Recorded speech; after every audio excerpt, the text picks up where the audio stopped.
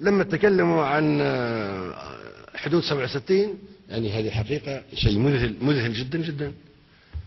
وين القضية اللي قبل 67؟ كنا نكذب على أنفسنا ونكذب على العالم.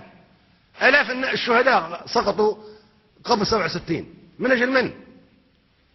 كيف تقولون أن فلسطين احتلت عام 67 وعودوا إلى حدود 67؟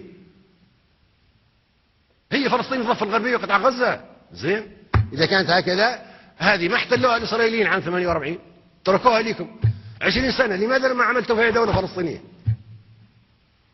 مش كان قطاع غزة مش كان تبع مصر، والضفة الغربية مش كانت تبع الأردن؟ ما كانت بيدكم. 20 سنة تاركينها لكم اليهود من 48 إلى 67. ليش ما عملتوا فيها دولة إذا كانت هذه هي فلسطين؟ وما هو مبرر الحروب والتضحيات والمقاطعات الاقتصادية اللي قبل 67 ضد الإسرائيليين؟ زين، ممكن الإسرائيليين الآن يرفعوا دعوة ضد العرب، يطالبوا بالتعويض بالمليارات أكثر من تريليونات عن الخسائر التي لحقتهم ما بين 48 و 67. أنتم العرب اعترفتوا أن القضية بعد 67، بيقولوا لكم لماذا حاربتونا قبل 67؟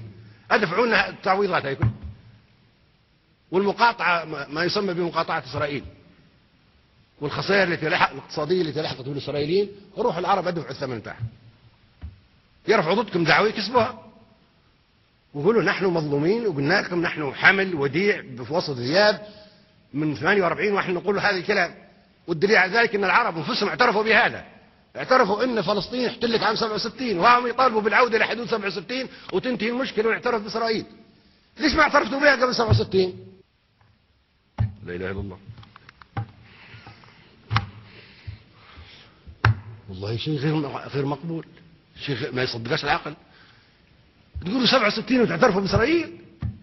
ممكن يتم احتلال جديد في عام 2008 مثلا إسرائيلي لأراضي عربية، وبعد سنين حطالبوا أنتم بالعودة إلى حدود 2008 ونعترف بإسرائيل.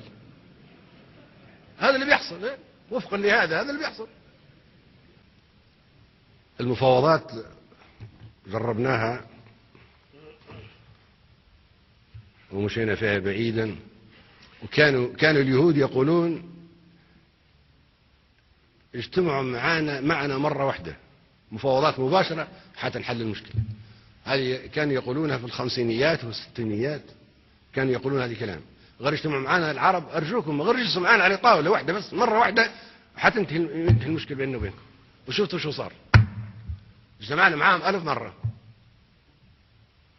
من اسطبل داود إلى غاية أنابوليس ولا اسمه اللي انت عامس. مش هذه المفاوضات مررنا عليها؟ اسطبل داود، أوسلو بتاعت أخونا بومازن، طبعا هو يعني بطل أوسلو، والسادات بطل اسطبل داود. لما كانت الجزائر تقاتل كانت يا اخواننا العرب كلكم تواجهون قطار الموت المتقدم من تل أبيب بدون رحمة بدون شفقة. لم يستطيع مجلس الأمن أن يوقفه، ولا الجمعية العامة المتحدة أن توقفه، ولا الجامعة العربية أن توقفه، ولا الصليب الأحمر يوقفه. قطار الموت يتقدم بقوة بدون توقف.